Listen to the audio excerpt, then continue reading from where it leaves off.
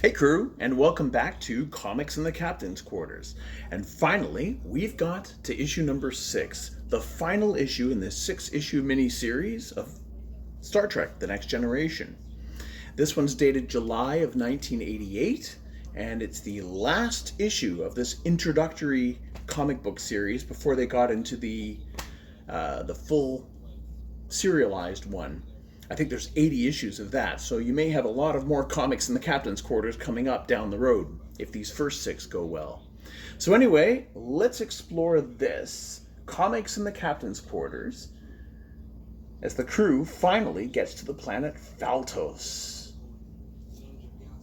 Okay, so like I said, this is issue number 6, the final issue in this introductory comic book series. And we have a very intriguing cover. We have the Enterprise hovering up ahead. Now that looks weird because, as we know, the Enterprise D can't enter, a planet's atmosphere unless it's crashing like it did in the movie Generations. But basically it's too large. It's meant for space. It can maintain an orbit above a planet, but it certainly wouldn't look like that. So this is kind of they're taking some artistic liberties here, but it looks good. It looks good.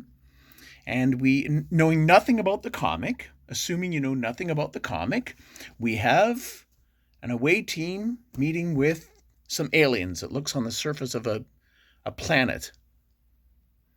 So let's explore this comic together as we see finally what happens to the crew in this final 6-issue series as it comes to an end.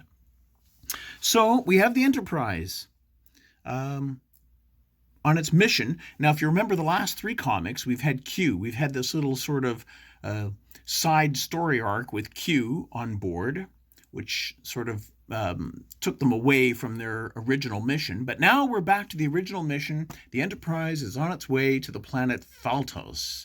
So we have, as we saw on the TV show in the first season, we have Geordi in the con position and Data at ops, and Picard gives the order, gives the coordinates to this planet, this mythical planet. They don't know whether it's real or not. They don't know whether it's fabled. No one's ever been there as far as they know. It's just this mythical planet called Phaltos, and the crew is trying to find out if it's real or not, and if so, what's it all about? So Picard gives the coordinates, oddly enough, not to Geordi, who you think he would. Geordi's at flight control, basically. He gives it to Data, and Data says, no, those coordinates aren't going to work. We're going to use my coordinates. Now, this comes as a surprise, as you can imagine, because Data's being disobeying orders. And this is what I said in the last few comics, how, the characters aren't fully developed yet, so they kind of act out of character sometimes. And that's what happens here. So Data basically disregards the captain's orders, and he says, no, we're going to use my coordinates, basically. So Riker and Geordi are saying, what's wrong with you? Why are you disobeying the captain's orders? It's not a good idea. And Data says, no, I know how to get here. Trust me, I've got it. I know how this is done. And we're going to use my coordinates. And when they're asking him, well, how? He says he's been pre-programmed by Starfleet. Apparently Starfleet has pre-programmed him with the coordinates, and that now's the time for him to act on that, So he's typing in the coordinates, and they're all puzzled by this. And suddenly there's a message, an incoming message from Starfleet. So they put it on the screen, and sure enough, an admiral from Starfleet says, yes, Data knows what he's doing. From this point on, listen to Data. He's in control of the mission. He's got the coordinates. He'll take you there. And Picard says, well, wait a minute. Don't you think I, as captain, should know as much as possible so we can help out with this mission? And before the admiral can respond to that, they are out of range and the communication ends. So once again, they, inquire with Data as to how he knows these coordinates. And Data himself says, to be honest, I don't know how I know. They just basically came to me a few moments ago, as he says, but he just knows instinctively what coordinates to enter to get them to this planet Feltos. So Deanna Troi says, well, maybe I can tune in using my Betazoid powers and find out, how you know this. And again, this has been weird all these 6 issues because she's only half Betazoid. Deanna Troi can only really pick up on emotions, and yet somehow every comic we've looked at so far, if she touches someone, she can psychically tune into their complete thoughts. Here, she's trying to tune into Data, who is an android. So she's trying to figure out how he knows these coordinates. So she tries to tune in, and of course, with not much luck, because he's just got vague human memories of trying to be human, some stuff about Dr. Soong, but nothing too concrete. And no sooner do they start this, when lo and behold, there in the distance, to their surprise, Data's coordinates have brought them to Feltos. There it is, with this wonderful splash page.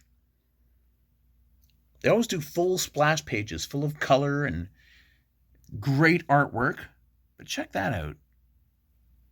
How cool is that? Beautiful planet, it looks. Weird gases and nebula. And the Enterprise is heading toward Feltos.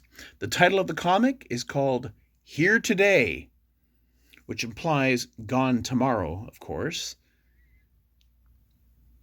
And there's the crew who made the comic. So anyway, they're approaching, apparently, the planet Feltos, as per Data's coordinates. So, they arrive at Feltos. And Picard basically says, we want as much information as we can about this planet. So scan for life signs and, check it out, open hailing frequencies, all of that. And of course, he turns to Data and says, of course, if that's all right with you, Data, because of course you're in control now, according to Starfleet. And Data says, yeah, that's fine. The more we know, the better. We could benefit from any information. So Worf's basically gets the results saying, yes, it's a friendly planet and they're welcoming us with open arms and they want to meet with us and everything's fine and wonderful. But he's also cautious. He says, it seems too good to be true.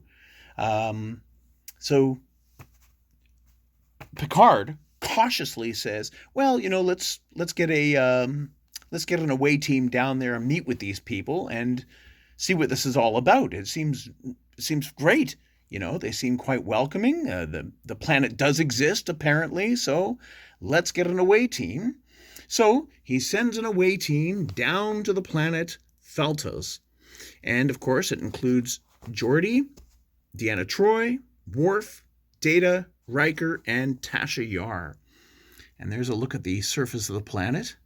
The buildings are very crystal-like.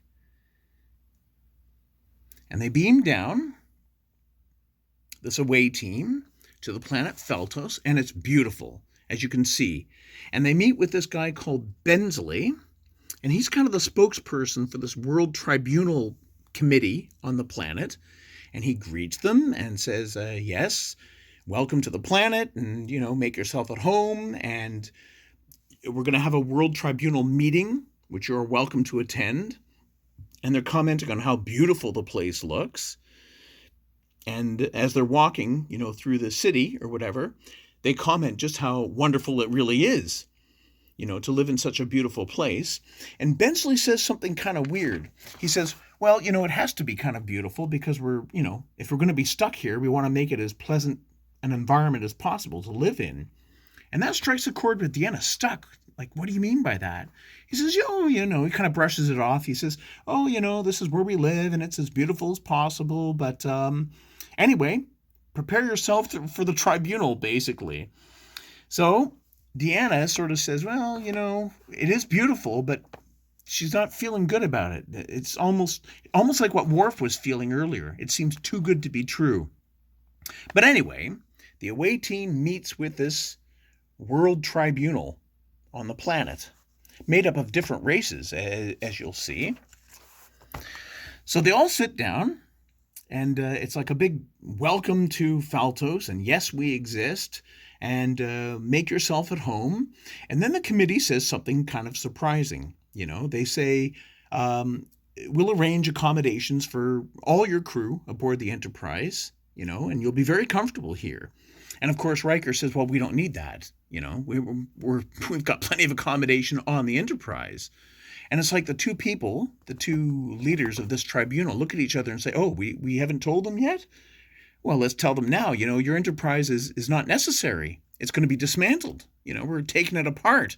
And this comes as a surprise, as you can imagine, to all of the away team. Worf jumps up and says, I knew this place couldn't be trusted and what have you.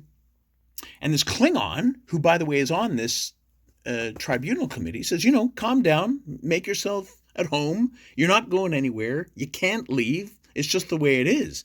It's not that we're bad people. It's just that once you arrive here, you simply can't leave. It's just the way it goes. That's how we got here, So, again, this is the predicament. They say every once in a while, I forget how long it is, but every once in a while, this Faltos exists on a different plane of existence. And the Faltos plane of existence comes very close to, the normal plane of existence, which allows people for a brief time to enter Faltos, but once you enter, you can't get out again. It's as simple as that. So it's not like a trap. It's not like the people of Faltos are keeping them there. It's just the nature of the planet itself. But the committee says it's not that bad. It's comfortable here. We all get along. It's very peaceful, as you can see. Everything's fine, but you can't leave. It's as simple as that. So Tasha Yar says, no, that's impossible. We've got to go. We're travelers. And basically the committee said, the sooner you come to terms with the reality of the situation, the better. You have no choice. It's just the way it is. We're not keeping you here, but you are physically unable to leave. It's just the nature of this plane of existence where Faltos exists. So Riker, who's on the surface of the planet, calls up to Picard on board the Enterprise, and he says, we've got a problem, and he explains the situation, that the planet exists on a different plane of existence, and we can't leave. And now the weight of that hits Picard hard, like, oh, geez, how are we going to get out of this one? Quite a muddle, basically. So they again sort of consult with Data. They kind of start thinking, wait a minute, Data, if you had somehow the knowledge to get here, maybe somewhere inside your positronic net, you've got the knowledge to get back home again. And Data says, yeah, wait, you're onto something there. So perhaps a plan is being formulated at this point. Deanna then messages Picard saying, maybe you should beam down here. We need your diplomatic negotiation skills. May come in handy. And Picard says yes. And if you can find out any more information, please let me know. And again, consulting with Data, he thinks that soon. Now, this is where they reference the crystalline entity. If you remember the episode Silicon Avatar, Data held the knowledge inside him in that episode. And actually, the planet itself looked very crystalline in some ways. So Data thinks that there may have been a person that escaped from the planet Faltos, and that Dr. Soong sort of got the information on how to get in and out of that planet from that person. So maybe that information is stored in Data's positronic net in some way. So they pose that to Picard as a possible solution. And Picard decides to beam down with this knowledge that perhaps within Data there is some knowledge implanted by Dr. Soong on how to get off this planet. Even though it's beautiful and wonderful and the people are nice, it's they got to get out, basically. They can't stay there forever. So Picard beams down with Dr. Crusher and the chief engineer at that time, which was Argyle, who actually appeared on the show, if you remember right. This was, of course, before Geordi was promoted to chief engineer. So anyway, these three beam aboard the surface of the planet as well. Ostensibly for Picard's negotiation skills, but really with these two to see if they can access the information in Data's positronic net to see if they can find a way off the planet.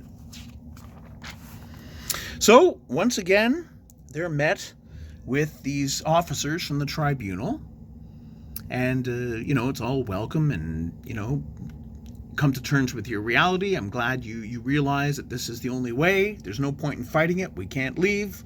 It's as simple as that. So as they're walking through the streets, again, Picard even comments on how beautiful the place is, and Tasha kind of says, and it takes the fight out of you. It makes you not want to really leave that badly. And she can see why all the people who got trapped just sort of gave up the ghost and said, well, this is it. They've come to terms with their new reality and they've just accepted it, basically. But the Enterprise crew is going to try and find a way off this planet.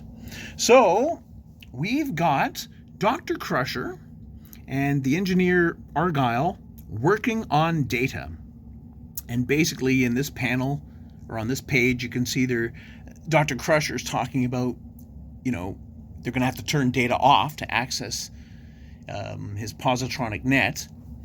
And she's kind of jokes that turn-ons and turn-offs are supposed to be private, so she's trying to, be discreet or what have you. But thunk, she presses Data's off button and he's off. And this is charming as hell.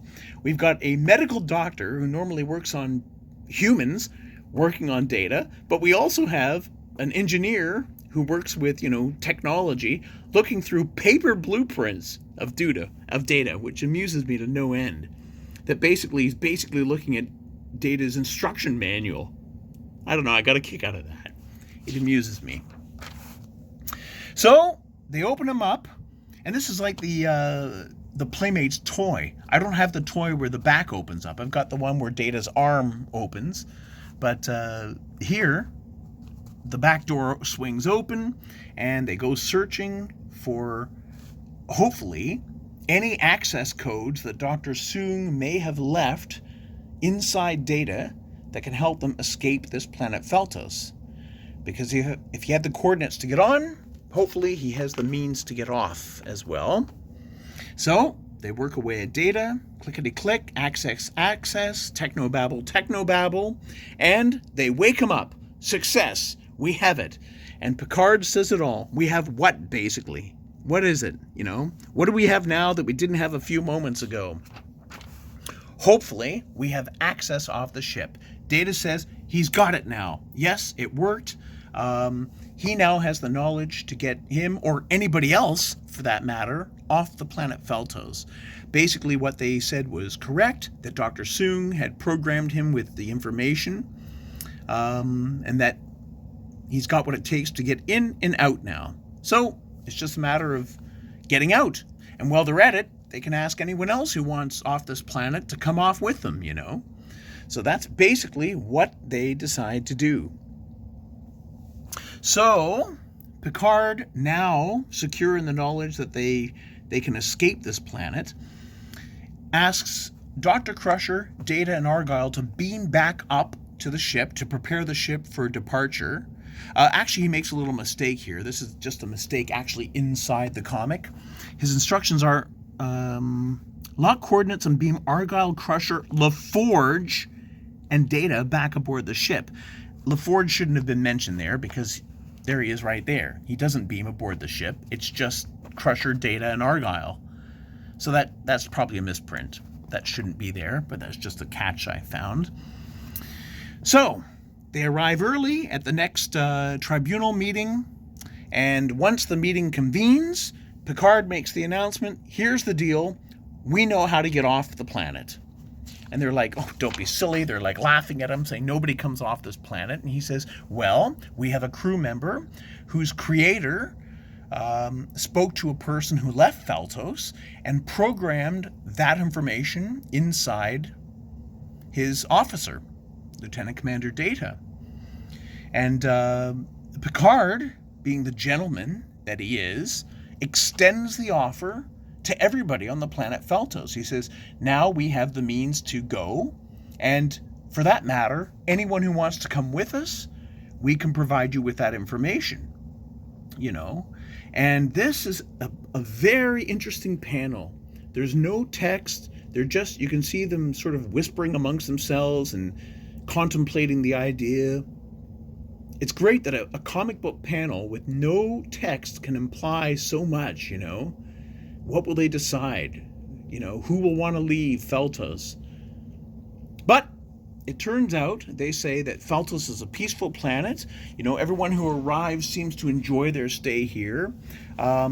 If we release information that it's possible to leave, it could cause unrest. So the best thing is, if you want to go, they basically say, go, but none of us are going with you. That's their decision. So Picard, he's got to accept that. He says that's fine. We're beaming back, and we'll go, and we'll leave you alone. So they beam aboard the Enterprise, and Data, with this knowledge of how to get out, and apparently it's explained right here how it's a combination between transporter technology and warp technology combined in some unorthodox manner to escape this plane of existence. So Data and the chief engineer jury-rigged the Enterprise in order to escape this plane of existence, and off they go. Off the planet, escape the surface of Feltos, and apparently all's well that ends well, except for Bensley back on the planet, who realizes that now the crew of the Enterprise knows, the secret of getting off of Feltos, and knows how to come back.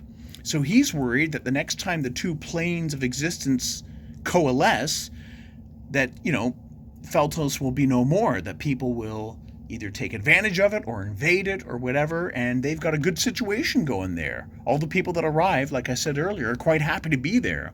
So he doesn't like that idea.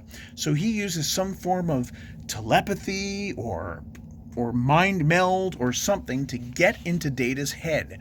So right then, as the Enterprise is departing from Feltos and this plane of existence, Bensley uses some form of, like I said, brain implantation to get into Data's head and strip him of all knowledge of the planet Feltos, which is kind of the opposite of the episode Clues. If you remember Clues, where Data had all the knowledge of a certain visit to not a planet, but to this race of people. I forget their names off the top of my head, but the whole crew had no awareness of it. And all throughout, the 7 series of Star Trek, Data carried this knowledge with him of this planet in the episode Clues. This is kind of the opposite of that, where Data is stripped of all knowledge of the planet Feltos. Sorry, my battery died there. But they were asking Data why was he freaking out there a moment ago. And Data says, well, it's simply because it's not because we left the plane of existence, it's because I was stripped by Bensley of the information in my head.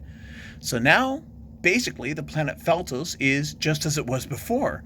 It's going to maintain its fabled designation, because everyone who visits never comes back, basically, and they'll never be able to go back because, they've lost the coordinates. So that's how this series ends. It's interesting. I think it's a good story. If you haven't seen the story prior to this one, look at my video. It's in the queue just before this video, and it's a great episode where a lot happens because Geordi had died, basically, and you'll see when you watch the episode. It's completely different than this. I think issue number 5 was probably my favorite, but this one's got a lot going for it too. We finally reached the planet Feltos. It's inhabited by good people, but it's a weird situation because you can't leave once you arrive. So there you go. That was the 6-issue miniseries of Comics in the Captain's Quarters. It's good. If you can hunt down these comics, do it. They're older now. Like I said, they're back in 88. I guess they could be considered vintage comics at this point. But they're a good read. If you're a fan of Star Trek The Next Generation, I highly suggest you pick it up. Good stuff. So, thank you, crew, for watching these videos and for joining me for Comics in the Captain's Quarters. If I feel so inspired, and if these videos do well, like I said, there are 80 other comics now in this series, because the 6-issue series went well back in the late 80s. So DC decided to continue telling Star Trek stories, and I've got all of them. So if you want more comic books, if you want to sit down with me in my captain's quarters and look through these comics with me, I am more than happy to do it. Until then, live long and prosper, crew, and thanks for joining me once again. Bye for now.